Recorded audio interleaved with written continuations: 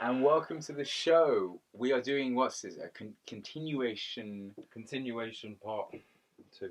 Part two. So if you haven't subscribed, do subscribe. But we are the Year Buddy podcast, and we like to inspire, motivate, and get you pumped for life. Get you enthusiastic about what you might currently be doing already. Well, I hope so, especially with now like coronavirus. My God, we need some inspiration, man. Coronavirus, man. What is happening with that? Talk to me. I have no clue. Like, I work in a gym, and I also work in a fitness studio, but it's like panic at the moment, you know? People don't want to train, people don't want to rock up, there's sweat everywhere, and people are just getting scared, man. I want to train, but I haven't, because I'm conscious of other people's hygiene. Okay. And it's like, as much as I'm clean, and look after myself, you can't trust other people. It's like when you drive in a car. Like, you can be confident in your own driving abilities, but it's the other person that just comes swipe you out. No, I fully agree with you on that one. For me, it's one of those ones where you have to be careful. It's just quite funny because I watch the news at the moment all the time. So in the mornings, lunch times, and then before I go to bed. Sometimes even watching that 24-hour news, you know, where it's like 1 and 2.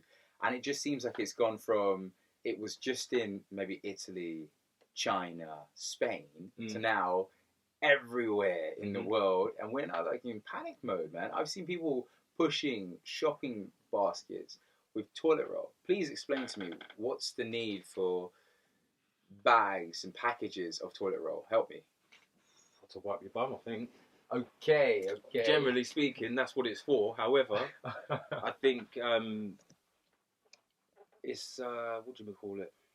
I don't want to call people sheep, and I don't want to pigeonhole people or stereotype certain people, but these kind of people that sit home all day long watching the old Jeremy Kyle type thing, more concerned about other people's lives than their own. Everything's a gossip column. Everything's sensationalized. Sounds like me. Well, it's Jeremy Kyle in the mornings, reading the newspaper gossip columns. But you got two types of people then that watch Jeremy Kyle. Go on. One person will watch it to pass the time and catch jokes. Yeah. The other person will watch it and take it for gospel. Fair enough. Yeah. So they're the two different. And it's the gospel people that are watching the news now, panic buying, going out, being selfish, buying toilet rolls, pasta, bacterial wipes, so other people can't access them and get them. So one thing I will say, if you're listening now, and the coronavirus is still out there, is if you've got any elderly neighbours or relatives that can't really get anywhere, then might be worth knocking on the door and just saying, do you want me to go to the shop for you?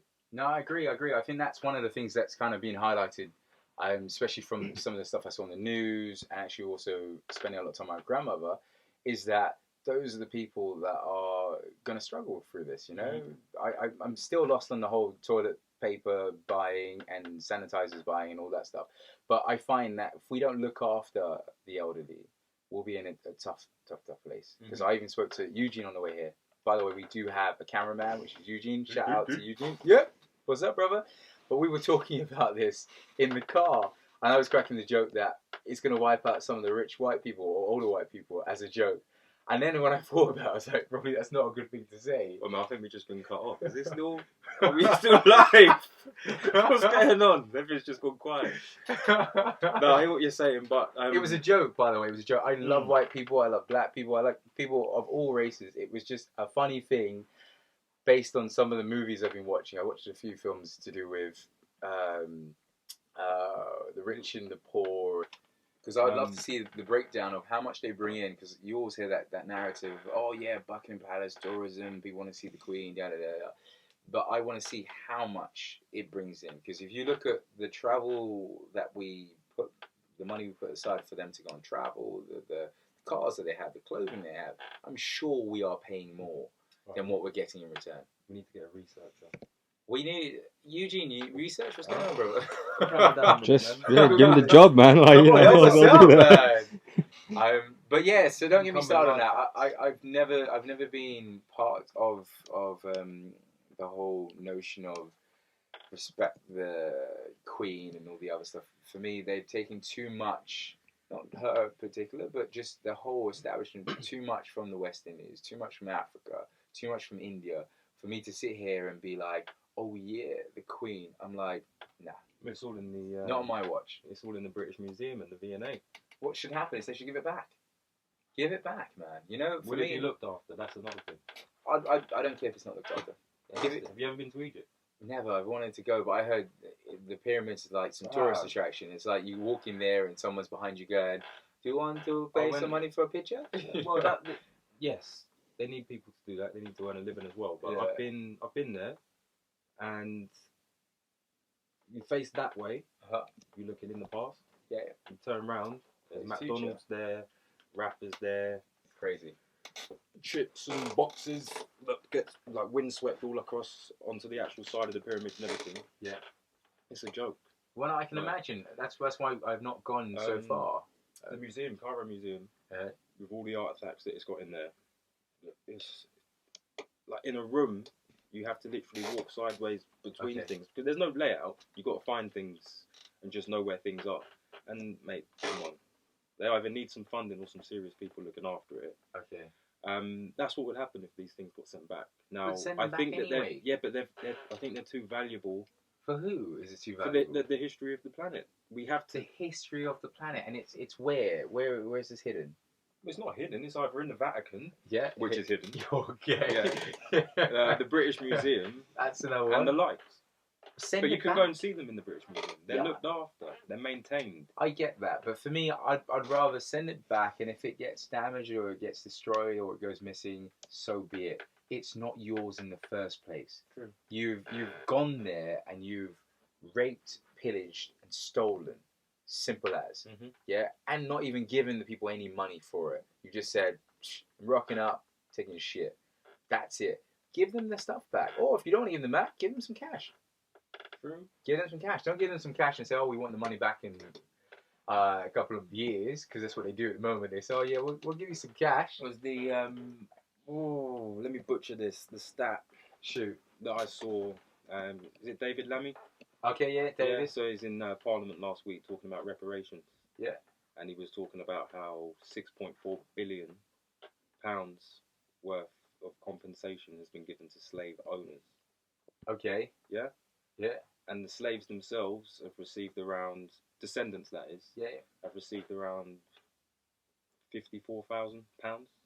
Okay, well, I'm going to have to research on that because for me, I'm very keen to understand what's happening with that because me and my father talk about it all the time because I find that all strange because you've got the Holocaust happened and we're going to probably get in trouble on the show, but so the Holocaust happened and you've got a lot of the Jewish community from that. Yes, they went through a tough time, but they have somehow managed to come out through that and actually be a society that are flourishing in terms of money. You know, they've got a good amount of wealth. We went through years upon years of slavery, and we are still in a society where some might say we're still in some sort of slavery. You know, in America, most of the black boys are in prison, which is another form of slavery. You know, in this country, I'm not too sure how the prison system works in terms of the makeup of black or white, whatever, but majority of the black boys, especially from urban London, they ain't going nowhere. You ain't going nowhere. You're lost to society. We ain't going nowhere today. Well, there it is. This week. Well, hey. Well, we might survive, man. Huh? We might survive. What, the corona? Yeah, man. The corona. We might survive. But, yes, I don't know. But I just find all that stuff's a bit strange. And I maybe I sound a bit pro-black. But far from it, I have friends from all different nationalities. It's just more me now becoming a bit more aware of everything that goes on in life and always questioning now, why is it like that? Because me, that's important. It's not, you don't necessarily have to be pro-black. Oh, no, my nickname's called Pro-Black. They call me at Christmas time. They say, Pro-Black. Yeah, Mr. Pro-Black. There you go. Then, but it's just the case of hang about Leopold, you know, and what he did to the Africans. It's like, generally speaking, as children, we're not taught about that. Yeah? And more so when we were younger, because it was a book. Now, if you've got time to go and read a book, when you're that age and what have you, you know, it's some kids fall into books and they love reading them. But if you want to teach yourself about history and learn about your own culture, you need to pick up a book, and that didn't necessarily happen back in the day. Whereas now it's just a quick Google search. Yeah, you're right. And more and more people are like, I don't know. Collective consciousness. They're waking up and they're thinking something doesn't sit right with me. Let me have a look into this. And then they start seeing what we've just been talking about. No, And then everybody's got an opinion on it. So, are they trying to rein us in from that? Well, I think of course they are trying to. I think they're trying to rein not just us on that subject, but rein us in on all subjects. Mm-hmm. I think the world works as a way to control people, the higher figures, obviously, and that's why everything is the way it is. That's why you never get all the information. You get bits and pieces, drip fed, but you don't get all the information. The same with the coronavirus. I've been listening to the news since Friday, and we're getting drip fed information. There's more information they could give us, but they're giving us bits and pieces, which is just consistently changing from hour to hour, when you could give us the full information so that our anxiety and our panic is lowered, so we get to a point where we're a bit more going, okay, cool, the government we can trust. Because at the moment, I don't feel like I can trust government. I don't trust the government. I'm just saying, I don't feel like I can trust them. What, now? Well... Did you trust them before? Not as much as... I had some trust for them, because obviously they know more than I know about... You. Let's say again. They know more than you know about yourself. Believe me.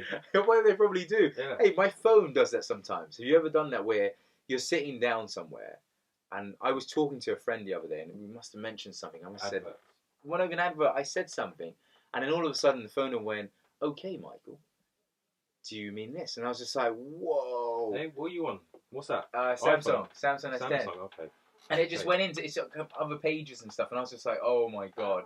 And then I started searching on Facebook, just as you do, scroll up and down. Every single thing that was in that little speech that I said came up. And that's a known. I'm pretty sure you can do an internet search and find out what that's patented under. Oh no, of course, of course. Well, we accept all the terms. Facebook, exactly. Instagram. Do you read them? There's so many pages you never read them. No, you never do. I remember with iTunes, where it was a running joke that iTunes could say that we could come and take all your money, but you've already accepted, so it's fine, because you always do it. You don't read it. You just you update, you accept, exactly, and you go from there. So I don't know, but hey, anyway, we've gone so far off tangent there. I got excited by the coronavirus and the royal family and all the other doggy stuff, and you helped me realise about. I don't know much about the government. The government knows about me, but nevertheless. So we finished our first episode with yourself, Johnny. And I think we got to that point in the show, which was quite poignant, and it was talking about the whole adoption that you went through. And it would be great to see if you can touch base back on that in terms of what's the relationship like now with your mother and yourself, and has that had an effect on your experiences going forward, i.e. with your kids, with your wife, and all the other stuff that comes into that situation. Yeah. Say it loud and proud, bro. Yeah. That's it, man. It's all of what you just said there. I think, start the end and I'll fill in the gaps. Shoot. I don't chat to my birth mother anymore. I don't like her. Wow. Yeah, I don't know. She's a person. Imagine. But why no? Imagine you meet someone new. Okay. Yeah, I met her when I was 24 years old. So imagine you meet someone new. You don't have to like them, do you? I met her. Yeah, which I didn't know her. Okay. Okay. Do I love her? Yes. Okay, so you love her. Yeah, but I don't like her. Okay. They're two totally different things. I'm still learning about love these days, so just help me out with this. Okay, well, I only learned about love when I got with my missus, really. And, well, no, yeah. So, more so, but then when I had my eldest daughter. Because she, like I said before, she was the first biological person that I knew in my entire life. Up until that age that I had her. So she's 15 now, nearly 16. Nice. And, yeah, that's what set the whole journey off, really. But that kind of makes you... So up until that point, I was kind of a little bit blasé about everything. Everything is just come and go, whatever, I don't really care. But then I felt a connection to her. Okay. And then the first time I met my mum, I felt a connection instantly. But then over time, when I got to know her, I just thought to myself, you know what, I don't like you. As a person. Okay. Yeah, through the choices that you've made and stuff that you do, if people have had a bad time and they lash out at people or they act a certain way because of the life that they've had, that's one thing. You can see past that and then you can still maintain a relationship. But the way that she is, the way that she acted, it's not for me. Okay. So I'm sorry if you ever listen to this, Sharon. Then I'm just telling you how it is, man. You know what you've done, believe me. So it is what it is. That's deep, man. That is deep. That's deep. I'm sitting here and I'm Mr. AKA Pro Black now. But I'm sitting here and I'm just listening and I'm kind of going, because my relationship with my mum and dad is been up and down, but still I would not have that sort of saying to say to my mum, you know, or yeah, just but saying. You know, you've known your mum your whole life, right? Yeah, no, but that's what I was going to add in. It's just I'm trying to process it in my mind because I'm hearing you and I'm kind of going, wow, that's tough, man. That's deep. And because I've not had that upbringing. There has to be siblings out there, yeah, that don't get on. Yeah, no, of course. I've got family like that where we should get on, but we don't get on, which I'm sure there's underlying reasons similar to the reasons you have there, and that's the reason why. But I'm just trying to get my head, because obviously I'm mum and dad 2.4, as we said before, and listening to that, I'm just kind of going, that's deep. Yeah, it's deep. It's not something that I just decided. I didn't just wake up one morning. I didn't wake up one morning because I don't like you. Yeah. I kind of weighed everything up against everything else. So in the adoption itself, like, because I had my adopted mum, who adopted me. She's passed away now as well. Okay.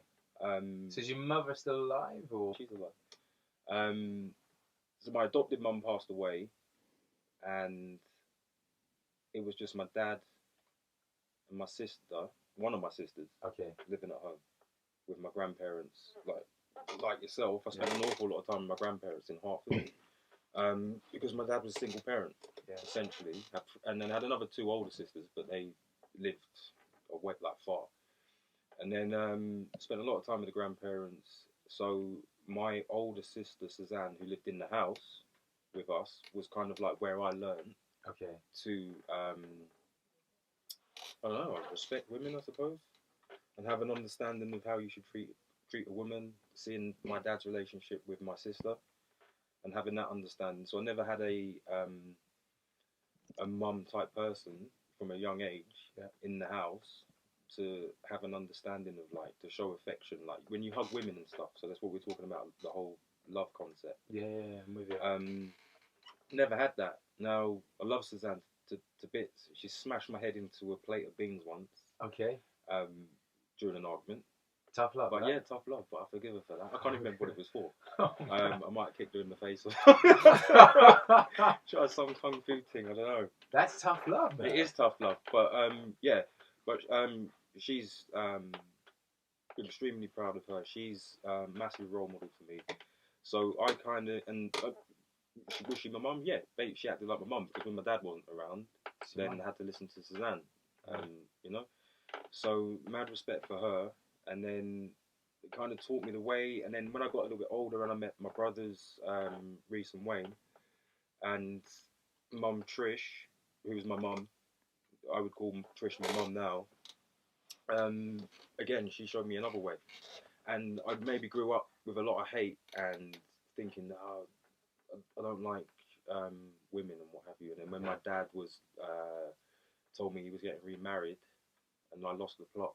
Like, went mad, because I was like, I'm not having all these like women that call another lady mum and what have you. She's not my mum. Yeah. So went through a massive rebellious stage there, and it was just trying to understand.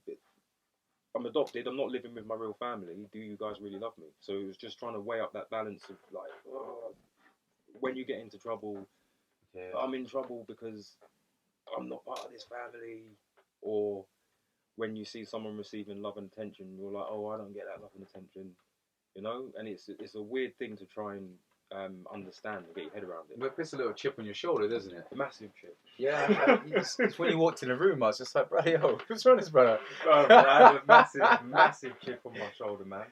Yeah. Whether that comes from the adoption, I don't know. Probably. Like I said, one thing that I'm doing now is I act. I'm trying to act. I'm getting into acting. How's that going? I'm doing alright, actually. I've done a couple of student films. I do courses at primary studios. Ultimately, the idea is to get into Identity.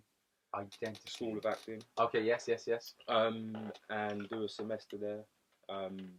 Treat it like a step ladder, get the show reel done, get onto Spotlight, start getting paid work. Okay, nice. Proper paid work, that is.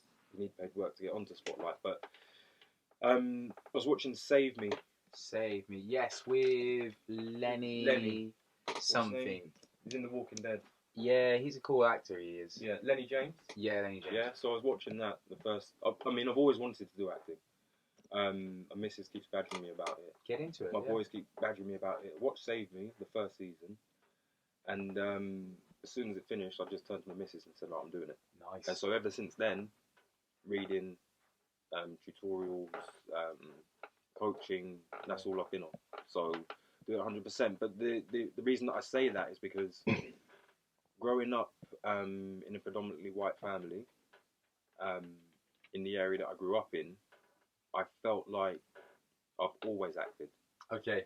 So where I've had a chip on my shoulder and I thought I was going to be a professional footballer, but if coaches were there watching me, all they would have seen was me score a hat-trick and think, yeah, this guy's all right, but then see me bang someone in their face because they looked at me the wrong way. Okay. Yeah? So it's not only when you look back, and I remember just quickly when I was at Watford, it was quite funny, and I think it was Gary Johnson, the coach at the time. I was a striker, and we were playing Stevenage Borough. Okay. And he says to me, "You're centre midfield today," in front of the whole team. Yeah. And I said, "No, I'm not." And he said, "Well, where do you want to play?" I said, "I'm a striker." And he said, "Yeah, but today you're going to play in centre midfield." "Yeah, but I'm a striker." And he went, "Today you're playing in centre midfield." And I was like, oh, "I'm a striker." Okay. And he was like, "Okay, cool. You're up front." Okay. Wow. Yeah, so I played up front. Wow, okay. We lost 2-1 and I didn't score. Oh. I got released the next week. But that's how it works, no? Yeah, I know it is. But Because for me, that goes two ways. That either goes one way where he says, "All right, no problem, you're a striker, not a problem. The bench is over there. Yep. Stands over there. Yep. We'll put another guy in." Mm. Or, as you said, yeah, you get a chance. You've got to perform now. And if you're not going to perform, that's it, mate. But You're out. It's all hindsight. So looking back, Yeah. I think I was always trying to find my lane. So I wanted to do the football, couldn't do it because my attitude was too Okay. off key. Mm-hmm. I wanted to do music, but then we used to get paid before we performed. Okay, his money's gone. So by the time I performed, I was a little bit, yeah. So I might have been a little bit. But saying that, just to cut off there, you are going to spit some bars for us today, aren't you? Today? Yeah, man. Mate, I don't know. It's only me, you, and Eugene Possibly here, on the outro, I don't know. Mate. There's only us in the room, bro. There's only us in the room. That's man. it, man. Yeah. I can beat. I can I get a little can't see beat. people's faces when they're listening back to it. You'll be fine, man. But I mean, you that's got my point. You got to spit a bar of us, though. Let me get back to my point. Go on. Yeah, so the acting thing, I thought to myself, it kind of fell into place because I was like, you know what? I think I've been acting my whole life because crossing the bridge from where I was living to go to the next town along. Yep. All black people, Okay. Asian. What area is this one? This in Slough. Okay. So Yeah, I was in Old Windsor and Datchet, and then just over the bridge, it's like a different country for me. Of course. Yeah. Yeah, but because I was playing football from so young, I had a very multicultural mix of friends anyway. Cool. So I knew a lot of people from Slough, Reading, London, because I used to travel all over the place to play football, district, county. Yep. Rare. But I found that with each group of people that I was with, people do this anyway, generally. But more so for me, I felt that I would You blend in. blatant act a completely different way Yeah. with one group of people than I did with another group of people. But actually act. Okay. Yeah. And then I went on holiday once when I was a kid. Where were we? In Greece somewhere, and I had two white kids. Oh, do you speak English? In the arcade. Okay. This is me. No. Yeah. So for a week. Yeah. They paid for my arcade. So we used to meet I used to hang around the arcade every day at the same time. Yeah. They used to buy me food. They used to pay for my arcade games. They used to talk about how this guy he must not get much food at home, and I was proper skinny when I was young. Okay. Yeah. But he must not get much food at home, and mate, I maintained that for a week. Yeah. Every single day. just pretending to be a lost little Greek boy. So then what happened to so who was you on holiday with? I was on holiday with my dad and my sister. So where were they at the time? In the hotel, at the beach, wherever. Okay, so you were just in your little stint over here. Wow, is that what it is? Yeah. And then I've been trying to constantly find my lane. So even though I'm in my 30s now, I've only just found it. And I think that's because of the confusion of everything that I was having to deal with when I was younger. Yeah. Because I didn't know what direction I was going in, and I was trying to please people, and I didn't get my head down. I was too angry to learn anything. Yeah.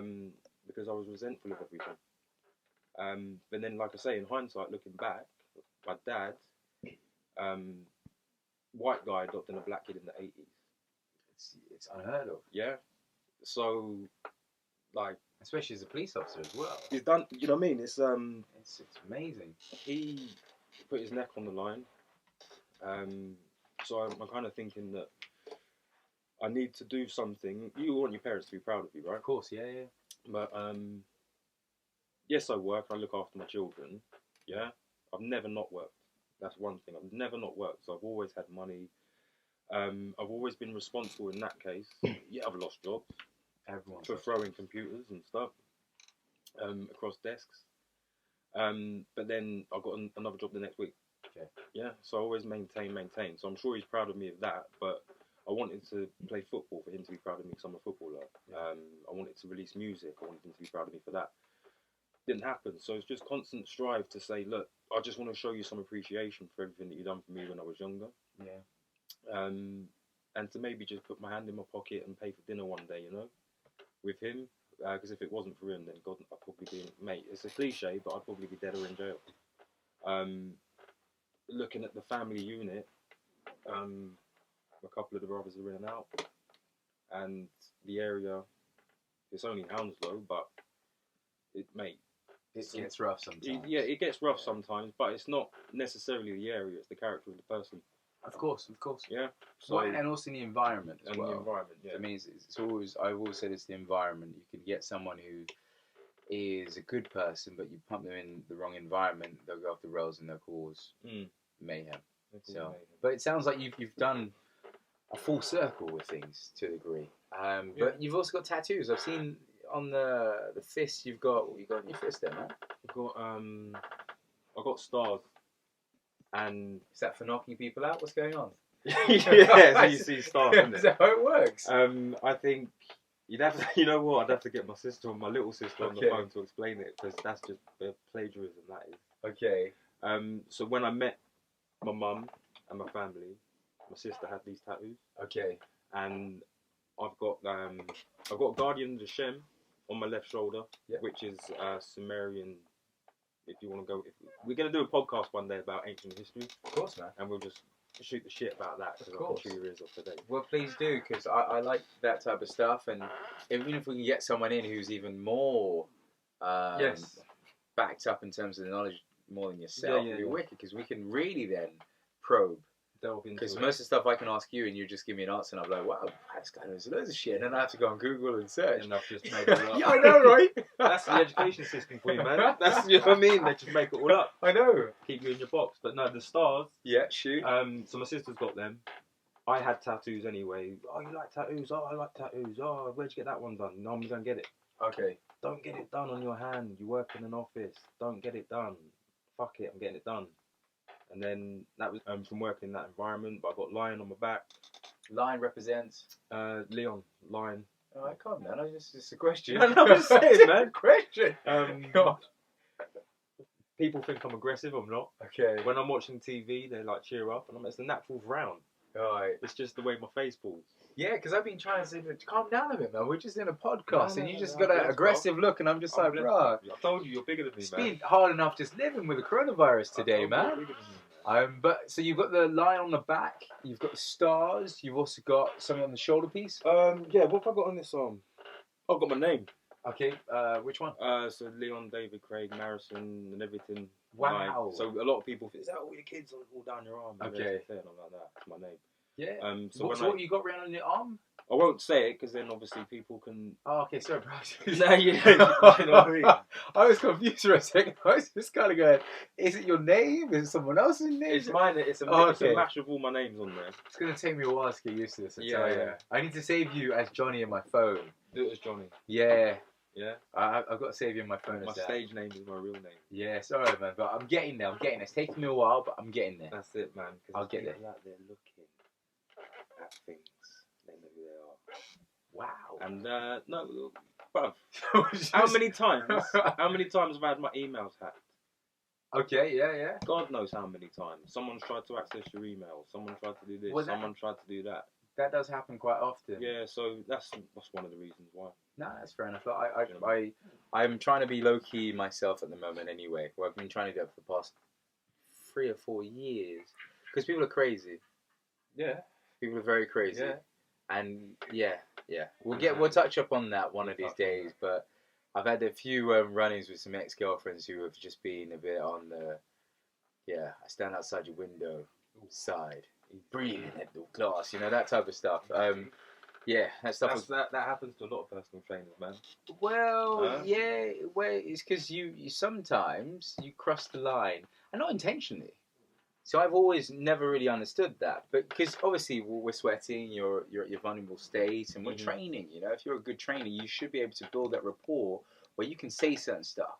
And it's okay, but you mean it, and they know you mean it in a very supportive way. Mm-hmm. But sometimes, because someone's in a vulnerable state, they might take that the wrong way, not intentionally. So I'm trying to see if I can give an example.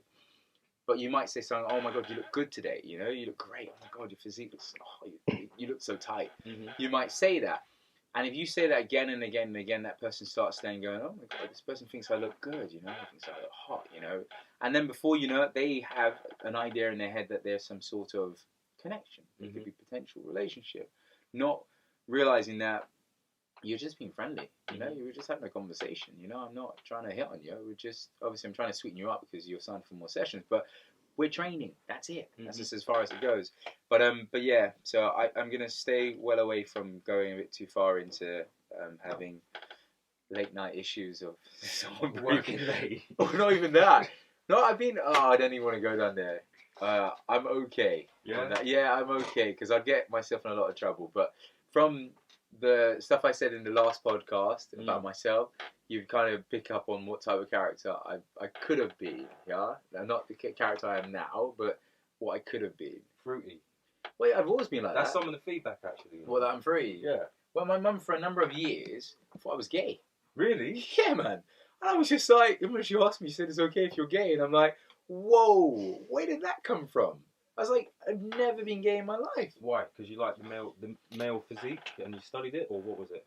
No, I think her understanding was that, because I never used to bring girls home, I never talking about girls. My brother girls, my cousin girls. Me was kind of like, whatever. But that was down to just being insecure and shy and, all the other stuff. Not, I wasn't into girls. I've always been into girls. But it's just, I never felt confident enough on that. And it was just one of those. So when she said that, I was just like, whoa. I know I say a bit fruity stuff sometimes, and I'm a bit loud and expressive, and I've got a heart tattoo and shit like that. But it doesn't mean I'm gay. It just means I'm happy for life, man. That's just it. I'm happy to be alive. So it threw me because it cracked me up. I was just like, wow, I've got to have a conversation with my mum about me being a heterosexual dude. So we cleared that up in the end. There's nothing wrong with it. I think one of my boys was like, "Hey, John, who's this geezer on your page? It's a bit fruity. Who's this geezer with his top off?" And then I've heard the podcast, and I'm like, "Where is he going with this?" And I'm like, "Bruv, trust me, this guy's got stories for days." And that's what it is. It's interesting stories that you take ownership of. Oh, no, and they can be used as a way to inspire. Because for me, you can base it on someone who's come from a place where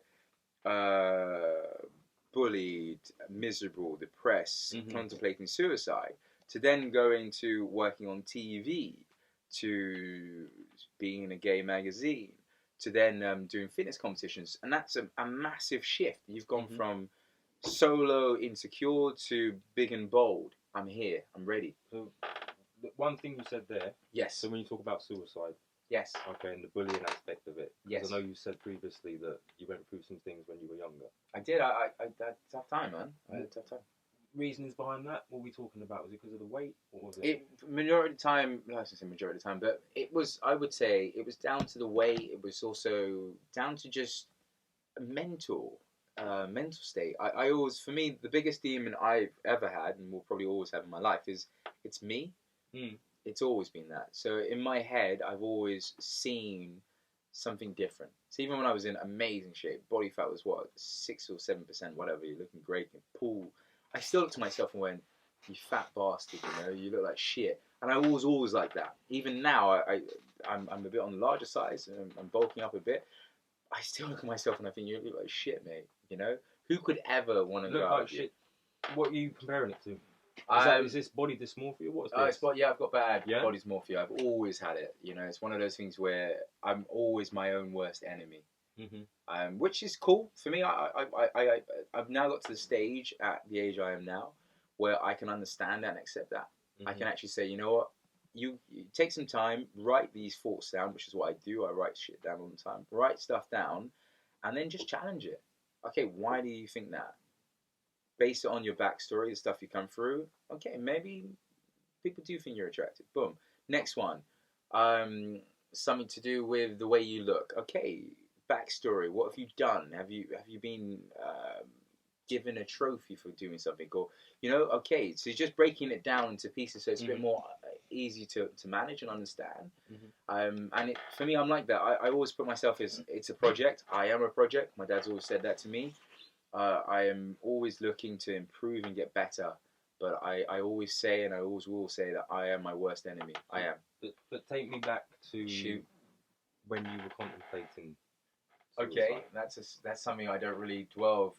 See, my life at the moment. I'll get there. What I'm trying to get from you is, if we're talking about motivating people, yes, like, because there's going to be someone out there that might listen to this that was your age. Going through the same sort of stuff. At the time, going through the same most sort definitely. of stuff. So I just want to understand what your thought process was just before it, and how you got yourself out of it. Okay. Before it was just, for me, it was very much of, it was a build-up. It wasn't just like one day I woke up and went, "Oh man, you know, I'm thinking about this." It was very much of nails in a coffin, you know, nail. And it was like that to a point where I just hit that last nail, and I was like, I can't do this anymore, you know. I don't want to be here. Literally, I just don't want to be here. I just hate everything. I hate everyone. I just don't want to be around anyone. And what's the easy way? You know what? The easy way is you can stop this. And then my brain started then going into hyperdrive. You can stop this. How can you stop this? Okay, if you did this or did that, then this will then cause this to stop, and then that's it. It's over. No more pressure, no more pain. And I had that for the whole of that day, and I was just like, this is going to be it, isn't it? It's going to be it. It's going to be it. It's going to be it. And I was very fortunate enough to get assistance on that front. I'm not going to name any names on that. If you heard the last pod, then you heard the last pod. Yeah. But so I got some assistance on that. And then I did what I said before, where I wrote down everything. So I wrote down all of those thoughts. And I think the number one thing at the top of the list was talk to your dad. My dad's my hero. So it was talk to your dad. Your dad will give you some sort of understanding of why you're having these thoughts and how to find a solution. And from that conversation, and then getting the support in terms of the training tools, the books to read, the boxing gym to then go to, I was able to dig myself out of that hole. Because I was in a deep hole, man. I was in a really, really bad place. And yeah, I tried, now talking about now, because I've gone so far forward from that, and I'm very much motivation, I always think of those as someone else. And like, that's not me, it's not Mike, that's someone else. You know, I don't remember that, I don't recall that, because I spent so many years of putting that in a box, putting a lid on the box, setting fire to the box, and stepping over the ashes. I've always done that. So you keep pushing forward. But stuff like this is good, because then you get to sit down and say, hey, talk about that. You know, we can have a conversation about it. And I'm sure as we do more podcasts, I'm sure more information will come out about myself, and I'll probably sit there and I'll probably break down, start crying and stuff like Mike Tyson. Have you seen Mike Tyson? Yeah, man, I saw that, man. Oh, you know, man. They didn't know what to do. Yeah. Is this guy gonna flip out? But did you watch the one with Sugar Ray? No. Oh, no, it was Sugar Ray's one, right? Who was the guest? Yeah, Sugar Ray. Crying? Yeah, Sugar Ray. Yeah. But that was amazing because I watched it from start to finish, and Mike, obviously Mike gets respect from everyone. Mike's Mike. But you could see Mike's got some serious issues, yeah? And I think Sugar Ray didn't get the email. Yeah, listen, if he didn't find the weed, yeah, that's a different interview. But he didn't get the email because he's sitting there and Mike's going, oh yeah, so I remember that time, you know, when I was in the prison and I saw your fights, man. And then Sugar Ray's like, oh yeah, man, yeah, you see my fights, whatever. And then he starts crying, and then you see Sugar Ray going, oh man, what's wrong with you? What's wrong with you, brother? And it just gets worse. What's his book called? Tyson's book.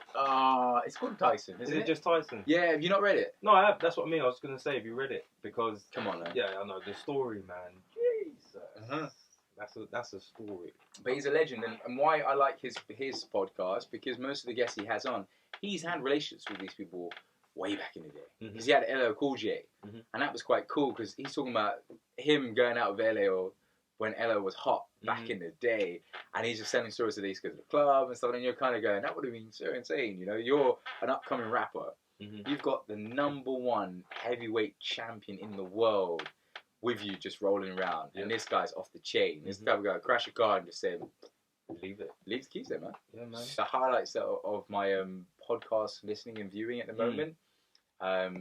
But yeah, we went off tangent again, didn't we? No, yeah, we were talking about you back in the day. So then I think logically, what moves on from that? So we've reached the peak. You've come down the other side, and you're now setting yourself up to get back on track. Okay, with your mental health. Well, I'm still working on that. For me, I class that very much as it's an ongoing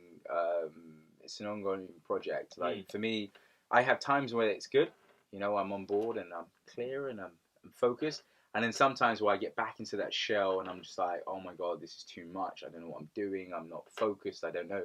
So it's an up and down. It is very much of a battle, and it's taking me till maybe 2018, 2019 to say, look, I've got mental health issues. Which sounds quite harsh. I said it to a friend the other day, and he said, bro, I don't know if we can hang out anymore. And I was like, what do you mean? He goes, you might like spaz out on me or something might happen. I'm like, dude, I've known you for 15 years. Why would it spaz out on you? Have you ever spazzed out? Never. I have.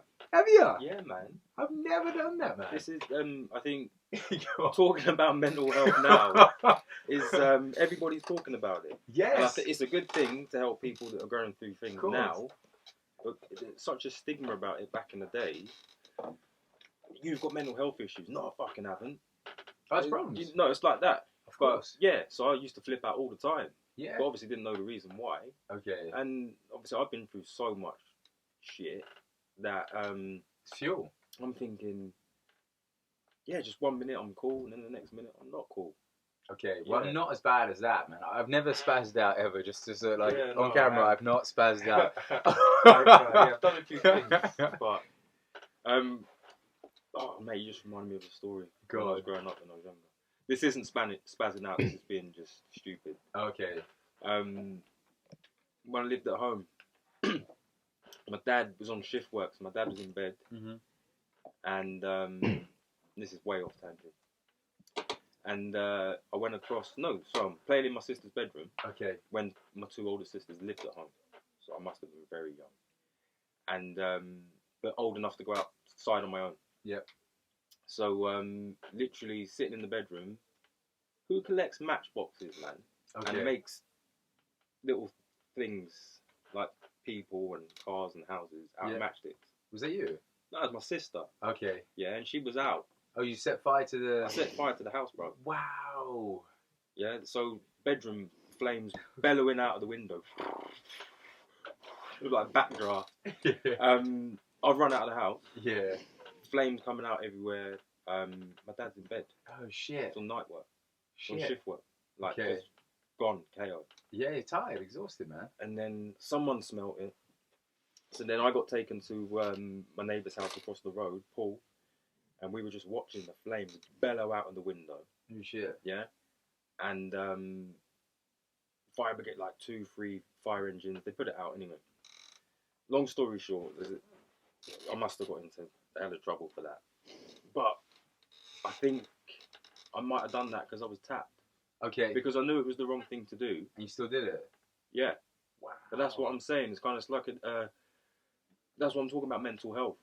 you do things, and you know what you're doing is wrong, and you know that you need to go and speak to someone, and you know that you've got to do this. It's addiction, isn't it? No, it's of the course same it as is. that, but you just don't do anything about it. Wait, as I said, it's good that we are now addressing that thing, mental health now, because for a number of years, as I said, like, and I'm sure you probably had the same issue where I thought there was something wrong with me, man. I thought I had mental issues, you know. I thought not mental issues like serious mental issues, you know, psychiatric ward type stuff, because I'd have thoughts about stuff, and sometimes the thoughts would not be great thoughts to have, you know. I remember I had one day I had a thought. This is why I'm probably getting a lot of trouble saying this. Well, I was planning out. I was girlfriend at the time. I was planning out how to get rid of the girlfriend. Like, proper get rid of the girlfriend. And I was planning out, I had like everything planned in my head. Get rid. Yeah, get rid. We're not talking about, oh yeah, it's not working out, I'm going to send you a text message. It was kind of like, we get rid of you completely. And I was planning out in my head going, wow, I can really work this, you know, I can analyze this. And then I had to wake up the next day and just go, what the heck are you on, bro? You know, what is going on? You're planning stuff like that, you know? You know what? Is there a panic button under it? Oh, please. I thought you was going to kind of say, look, Mike, if that was to go down, I'd help you out. You know, I'd be there for you. I'd support you. Well, not now, I wouldn't. Oh, man. If I was your bridging back then, yeah, I help you, man. But saying that, my best bud, the guy who I mentioned in my Brighton story, when we moved back, so something happened, girl got pregnant. And then I told him, and his first thing was like, can't tell your parents. And I was like, I know I can't tell my parents. And he's just like, you know what we could do? We can get rid of her. And I was just like, I was like, you know what? Some families do that. Some people move like that. But he was just he was solid. He was like, no, man, I'm in. And I was just like, whoa. And he was like, yeah, bro. Look, we can sort it out. Alibis and everything. I'll sort that out for us. We'll get it done. And I was just like, whoa. And I was for 5 seconds, I was kind of going, yeah, we could do this. And then I came with the phone. I was like, the brother's crazy. You know, I'm crazy, but this brother's crazy because that's friendship. And then there's you're crazy to the point where we're going to get us in some serious shit. Yeah. But nothing happened. She's alive. She's safe and whatever. She didn't have a baby, which is good. But yeah, it was just crazy on that front because I was just like, the brother's crazy. Before this door gets kicked in, let me bring you back. I want to know what I was trying to get at earlier. God. Is because obviously you said you were, I don't know, chubby kid, fat kid? Oh no, I was Fat Boy, man. That was my name. Boy. That was my nickname, Fat Boy. Fat Boy. Fat Boy. Worst nickname to have, Fat Boy. The bodybuilding and conditioning, when did that start? That started, well, lifting weights. I started lifting weights early, man. I started lifting weights from, 16? Yeah. For what purpose? For your head, to get out of your own headspace? No, it was for the physique? No, for me, it was, I found, see, I'm always a person that likes to improve.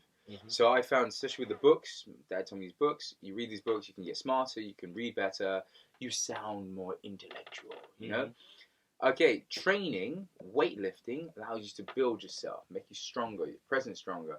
And I fell in love with that. I was like, wow, man, I can change the way I look from lifting dumbbells or barbells. And I was obsessed, man. I was absolutely obsessed. And I was quite fortunate. The college I went to, the one in not far from Hammersmith College, William Morris, was kind of, as like an international college. But a lot of the guys I used to hang around with, they used to train.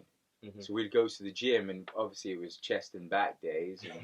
Monday, yeah? Yeah, hardly no legs. Just chest, back, arms. That was it, man. I remember one guy tapped and said, "Do you guys work legs?" And he was like, "Bro, what are you talking about? We walked here. You know, we might jog on the way home to catch the bus, but who does legs? You know, who does legs?" So I used to lift weights, and I think from 16 to now, I lift weights all the time. That's just how I roll. But for me, I find my time in the gym is my safety place. It's why I can go for an hour or 30 minutes and actually just focus purely on Mike. Everything that I need to focus on in life is in that 1 hour, 30 minutes, which sounds weird, but no, I get it. It just allows me to leave there kind of feeling sane. Maybe. Have you ever played sports? Yeah, it's the box. Okay, so when you're in that moment, because I think when I play football, there isn't anything else. Yeah, the same sort of thing. So unless you've got something real bad going on, it's an escape from that. You might think of it, someone's gone to get the ball to take a corner, and you might briefly think about something. But for that 90 minutes that I'm playing football, it's weird to explain it when you look back at it. No, of course. There's nothing else going on. But it's the same when I used to box. For me, especially sparring, I still love sparring. So you hear me, I'm quite a friendly, chappy-o, mum thinks I'm gay. Fruity. But yeah, fruity type of guy, you know, that's Mike. But you get me in a ring, it's a different situation. Because for me, I'm able to then channel in to the aggression, the hate, feeling unloved, feeling sad, and able to harness that.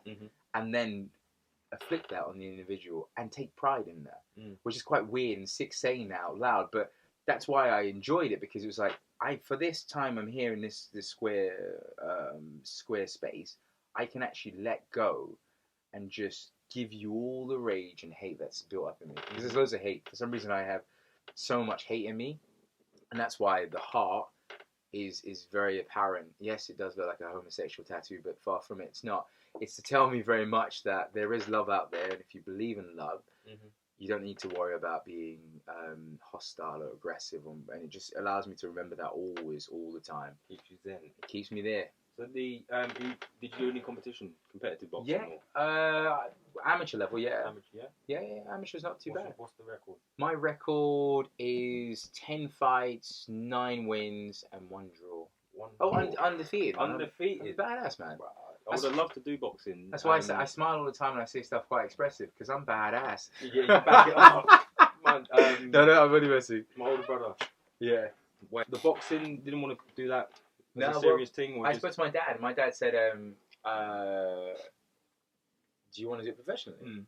And I was like, well, I wouldn't mind, you know, I enjoy it, I have fun, but let's look at the divisions, you know, the weight I was boxing at was 15 stone, which is the same weight David Haye boxes at, or David Haye used to box at, which is cruiserweight. There's no money in cruiserweight.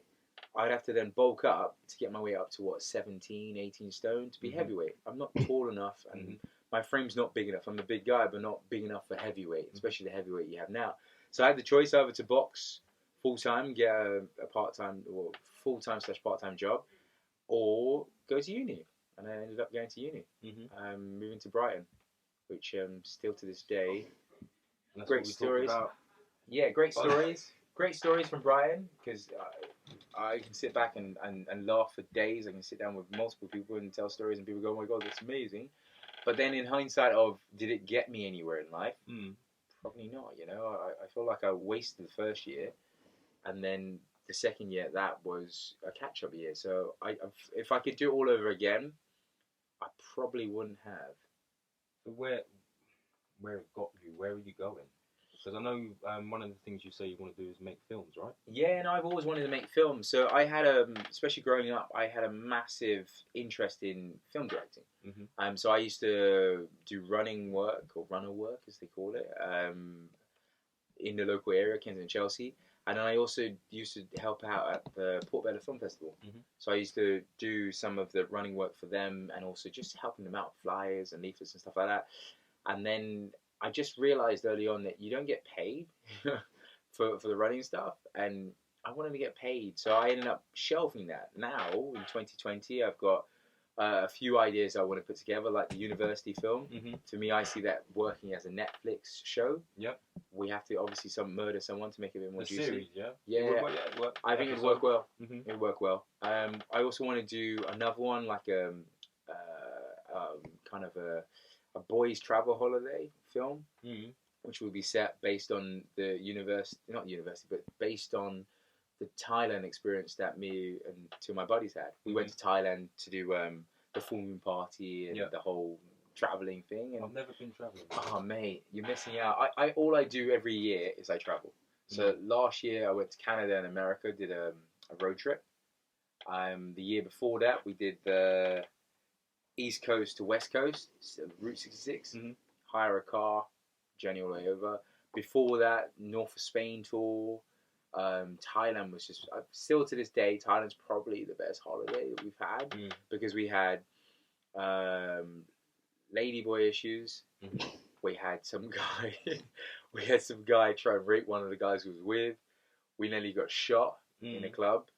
My mate slapped the DJ, and then the guy just brought out a gun, and it was like, whoa, okay. Your mate slapped the DJ for? Well, we were having a good night, and the guy kept playing the same song again, playing the same song. My good friend is a kickboxer. Yeah. Badass dude. Drinks, wants to fight sometimes, Irish. Love the guy to bits. Conor McGregor, right? Yeah, but he's badass. My boy's badass. But he ended up saying to the DJ, "You can't be playing the same song. You're playing the same song like 4 or 5 times, man. We need a different song." And the guy said, "I don't know. I played the same song. I play what I want, you know." And slapped him, and then that was it. Music come off. So the guy started shouting some stuff in Thai, and it was like, so I tapped my buddy and I said, "Dude, something's gonna happen here." And he goes, "Yeah, man, let's look for chicks, whatever."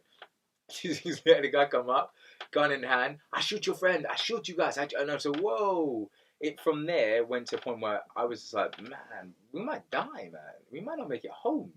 You know, Thailand's a place like that, you know. Well, I had that vibe when we got there. We walked through the airport and something hit me, and I had a feeling. I was just like, anything can happen here. You know, if you have enough money, you can bribe the police. It's fine. And I was like, that's fun on one side, but then the other side is we might not come home. You know, we got to be careful because what we used to do is you'd party, you drink, you'd end up places. Yeah. You said, boys, you just end up places. You end up. We're now in a different country, and in a country that I'm sure if they wanted to do something, they could happily do something. And it just it was an adventure. The holiday was amazing. There were so many ups and downs. The full moon party was insane. That's the one when you get covered in paint, right? Yeah. That's it. Koh Phangan. We had I was gonna say is it Tusami? They say tsunami, but I say Tusami. It's just the way I say it. Tusami, man. Tsunami. Yeah, tsunami, but I say Tusami. Okay. Because how's it written? I don't know. It's tsunami. How's it written? TSUMA. What does that sound like? Tsunami, right? I say tsunami, so. It sounds like Tusami, yeah? Don't talk to you. You're not paying you now. No, Come on, bro. I already gave him a shout already. Yeah, but you didn't say no words. No, man, you You give them paid a for shout. words, man. No, Eugene's in the building, man. Come on. Alright, no, there's a silent T, so. Pick up my EastEnders extras.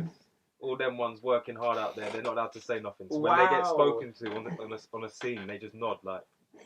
No, he's part of the clan, man. But no. So the holiday itself was just crazy. But we had a tsunami scare. We had to run to the hills and we had to hide, and that was mad. But just all things that could happen on a lad's holiday happened, but then happened with some sort of negative conclusion that could have gone. Like, so my first night, I'm probably going to share this. I don't know if I can share this, but I got stories for days. Edit. Alright, cool. So first night, we stay in Bangkok. So we did the whole Koh Sam Road, which is where they had the hangover, you know, the road. So we did that. We party. We were eating cockroaches with ladyboys and whatever. We then go to a club. Club finishes at 5 in the morning. My buddy, the kickboxer Irish guy, he disappears somewhere. He's gone. I'm now with his brother. The brother now disappears. He's gone. So it's just me on my own. Partying, whatever. T-shirt comes off. Partying, having a good night. I leave there. This guy comes up to me, some Swedish guy, and he's like, "Hello, man. Hello." And I'm like, "How's it going, dude? Right?" It's 5 in the morning. Yeah. I heard. He goes, "Hey, I've seen you, man." And I was like, "Oh, man, I don't need this. I don't need this." And he's like, "My girlfriend's here. Do you want to have sex with my girlfriend?" And I'm like, "Oh, man, I don't really need this. I've already had the gay magazine stuff. I don't need now to be in a situation, you know." So I'm like, "Dude, I'm not up for that stuff, man. It's my first night here. I'm trying to find my friends." I've been asked, "Bro, you got anything? You got anything?" And I'm like, "No, I ain't got nothing, mate." That's all I've been asked. I've never been asked to have sex with someone's wife. Well, see, it gets interesting. Watch this. So then he does that, and I'm kind of like, "Dude, I'm cool. Like, I'm heterosexual, man. That's just how I'm rolling. The heart tattoo, don't get fooled, alright? Don't get fooled." And he's just like, no, I'm being serious. I show you my girlfriend." And I'm like, "Show me your girlfriend." Tap this girl. She turned around and he goes, "It's my girlfriend." He ends up kissing her and then he goes, "This is my girlfriend." Brings her over and I'm like, is this going to happen? So I'm looking around to see if I can see my buds and I don't see any of the guys. And I'm like, first night, what's the worst that can happen? So I roll over to her. Before I know, we're now kissing in the street. He's like, "Okay, you guys are now connected now. Do you want to come back to the flat?" And I'm like, "Cool, go back to the flat." Your place is the best. Wow, that's a suitcase thing, man. Last time it was jump out the window. Now it's a suitcase. Where's Michael? Oh, don't know. But at the time, I was thinking, my bud's got the key for the room. Mm. I got no key. Where am I staying? What, am I going to stand outside the club for the whole night? We've got one key. So I'm like, first night, I can handle myself, you know. Okay, I've drank a bit, but I can handle myself. It's all right. Get back to the flat. Before you know it, I'm now lipsing this girl, and we're now doing stuff. And I'm like, this is sweet, right? Mm. Doing stuff, smashing it. He's on the chair, and I'm like, cool, okay. I was just going to watch. This is a bit like random, but like, cool. Carrying on and whatever. Now the brother's jumped on the bed. So he's this end of her. I'm behind doing a bit of the doggy style. I'm like, yeah, I'm doing my thing. I'm in the zone. And I'm like, just don't watch me. So like, you know, I don't want you to be staring at me while I'm doing doggy style. So 2 seconds later, now he's slid underneath to like lick her breast. And I'm like, okay, this is cool. Brother's doing things. All right, cool. It's nice. All of a second, I feel like a tongue. Where? It touched my ball. And I was just like, I'm out of there, man. Whoa. I jumped up and I was like, dude, what's up? I'm not even in there. I've got nowhere to leave because I didn't go there. I jumped up and I was just like, what is going on? He goes, hey man, I'm sorry. I didn't know. And I said, didn't know what? What is going on? You know, I jumped up, ran out of there quickly. The girl followed me down the road and she's like, I'm sorry. I should have said. And I just like, said what? Like, no one told me this. I didn't get the MO. I didn't get email. I didn't get text message. I'm not cool with it. And I was finished, man. I told her to bugger off. I head back to the outside the club. I'm standing there enraged. Out of nowhere, I see my bud come down, the Irish guy. And he's like, hey, bro. I'm late, man. What's up? And I was like, bro, someone did something to me. And I did the whole thing of like, I got raped. And it was just quite funny. Out of nowhere, in the distance, his brother comes walking down the road. Have a look at this. Lewis Hamilton's telling people to wash their hands. I'm going to fucking give it a go, mate. I'll give it a go. That's what I'm thinking. I'm like, what's going on? No, I'm with you on that. But that, I think, for me, that's cloud chasing. I think people are using it. Because I saw Arnie doing it, and he's going, this is how you do it to wash. Didn't he have a couple of Shetland ponies? Yeah, and he's like, this is how you wash your hands. And I'm like, people are just jumping on the bandwagon, which is going to, the only thing I'm kicking myself is, I've not been able to find a way to make money off this. Because through all times like this, there is someone making cash. There's someone making some obscene amounts of money. I want to be on that. But that's why I was saying to Eugene in the car. But I think we missed the boat on that already. I think that's jumped. I had shares in Sainsbury's and in Barclays, and those are just plummeting, man. Aviation, maybe? Yeah, but they're going to plummet anyway. Yeah. I think the only thing you can do, is you buy when they're low, and then things are going to pick back up. No, that's what I mean. Because a lot of those companies are going to go bust. Yeah. I think EasyJet will go bust. Jet2 is practically going to go bust. Flybe is gone. Yeah, the budget ones are going to go. Virgin's going to struggle. Same with British Airways. American Airlines is going to be the same. So I can see that whole industry changing. It will. And it's going to change for the better to a degree. You know, prices might drop even more. If you want to go on holiday, you'll be able to go to the States for dirt cheap once the ban's gone. We need tokens, mate. Tokens? Why? Travel tokens. This is the future that we've not lived in yet. Dystopian. So. We're in the future now. We have not been there yet, my man. Have you paid your council tax? Have you paid this bill? Have you paid that bill? Yes, okay, you get X amount of tokens. I want to go on holiday. Have you had coronavirus before? Probably have you been tested? Have you got a vaccination? Yeah. Do you want a vaccination? No, not particularly. Well, you are right, because we have gone from using cash. Because I dare say I've got a few issues with my cards.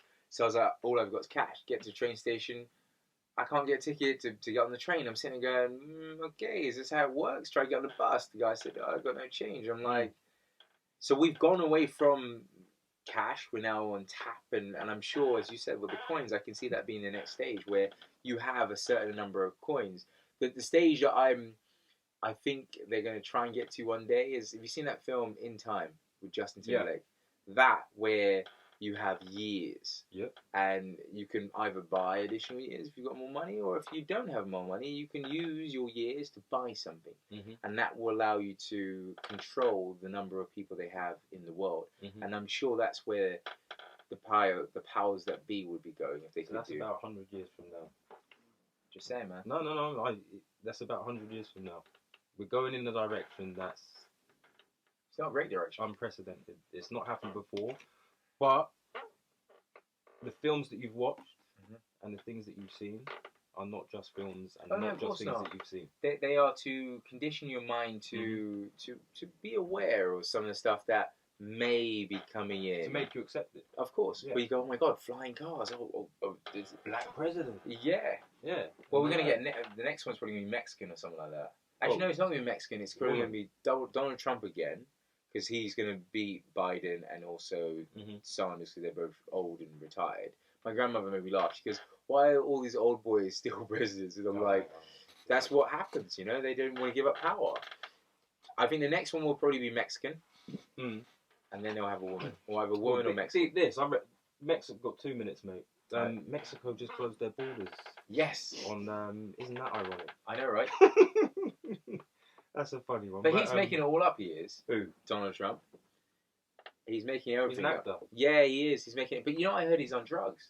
They're all actors. I heard he's on some drugs. He is, probably. Not like hard stuff like cocaine and stuff, Yeah. but he's on like similar to the film. What's that film called? Bradley Cooper's in it. Robert De Niro's in it. It's called Limitless. Limitless? Yes, Is he Limitless. Yeah, Surely. he does. Bradley Cooper's in it and Robert De Niro's in it. And they take a tablet, and the tablet allows them to access more parts of their brain. But there's a tablet that does it the other way. No. The tablet's called something. They've got Advil. Yeah. What, Advil? Is it Advil? Anadrol? I don't know. Adril. Adril. But there's another tablet which is better and stronger than that. Okay. And they're saying that he's on that. And that's why he's always... Well, they're high-functioning people, man. Yeah. They might need something. But just to bring this up to a wrap-up, I think we've had a good chat. We have. We've delved into some things. We've discussed things, man. I'm sure I have to probably cut some stuff out. Well, no, I think, you might have to cut some stuff out, but as a platform, I think the stuff that we're talking about, it might be helpful and beneficial to people out there listening, but we're talking about other stuff as well. So just bear with us because we go off topic. And well, no, I think it's finding feet, and I think as you'll see, the first initial episodes, myself and Jonny they're there as a kind of pointer to give you a backstory of the host. So yes, sometimes they do go off tangent, but it's more of so you can see who we are, understand where we come from, and then kind of gain a little understanding of where we're trying to go. And then with the guests, because you already know what we're like, you then give the platform for that guest to then experience their own journey and see if they can share it to inspire and motivate others.